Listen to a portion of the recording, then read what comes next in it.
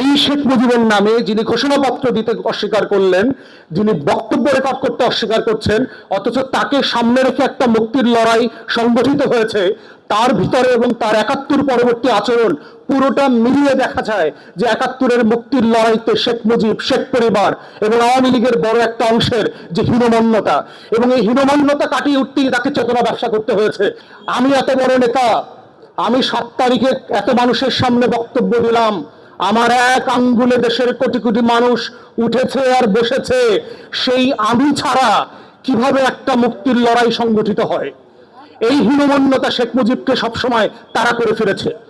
তাজউদ্দিন আহমেদ তাকে বারবার বলেছে, আসেন মুজিব ভাই, আপনাকে আমাদের মুক্তির লড়াইয়ের গল্পটা বলি, আপনাকে একদিন নিয়ে মুজিবনগর যাই, সীমান্তের এই পারে ওই পারে আমরা মাসের পর মাস কিভাবে ঝুঁকি নিয়ে একটা মুক্তির লড়াইকে সংগঠিত করেছিলাম।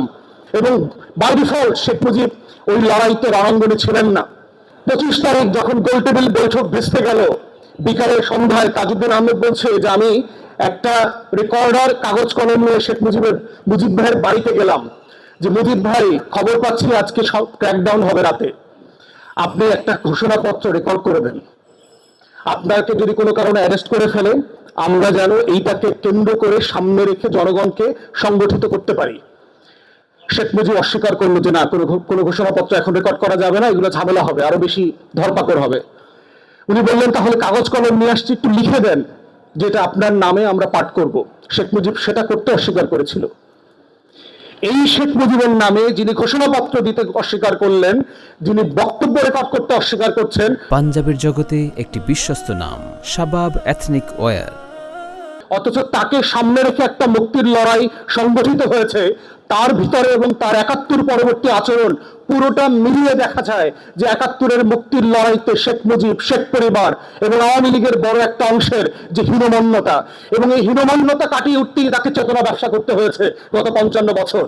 সে মুক্তির লড়াইটাকে ঘোষণাপত্রের আলোকে একটা রিপাবলিক করবার বিনির্মাণের চেষ্টা সে করে নাই, বরং মুক্তির লড়াই কিনে সে ব্যবসা করতে চেয়েছে, স্বাধীনতার ঘোষণাপত্র নিয়ে ব্যবসা করতে চেয়েছে, মুক্তিযুদ্ধের শহীদদেরকে নিয়ে ব্যবসা করেছে।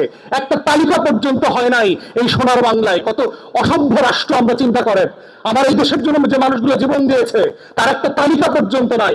আপনি ভিয়েতনাম মেমোরিয়াল দেখে আসেন, ৫৯,০০০ প্লাস সৈন্যের প্রত্যেকের নাম সেই ভিয়েতনাম মেমোরিয়ালে লেখা আছে।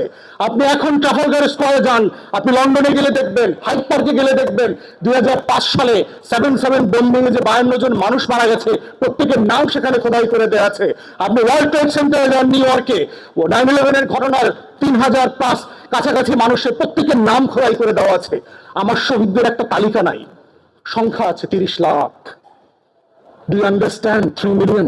৩০ লাখ কি জিনিস, সেটা কয়টা পেছনে কয়টা সংখ্যা লাগে আপনি বোঝেন? আওয়ামী লীগ এই হীনমন্যতার কারণে সেগুলো নিয়ে রাজনীতি করেছে, প্রয়োজন ছিল না। আপনার লড়াইতে ১০০ লোক মারা গেল, that's good enough, it's a change for the state. আমার একটা রাষ্ট্র প্রকল্প আছে, একজন লোক না মারা গেলে কোনো সমস্যা নাই। আমার রাষ্ট্র প্রকল্পের সাথে মৃত্যুর সম্পর্ক নাই, এটা আকাঙ্ক্ষার স্বপ্ন, স্বপ্নের সম্পর্ক। আমি একটা রাষ্ট্র বানাতে চাই, যে রাষ্ট্রটা আমার স্বপ্নের যে বড় হবে, আকাশ সমান হবে, তেমন একটা রাষ্ট্র চাই।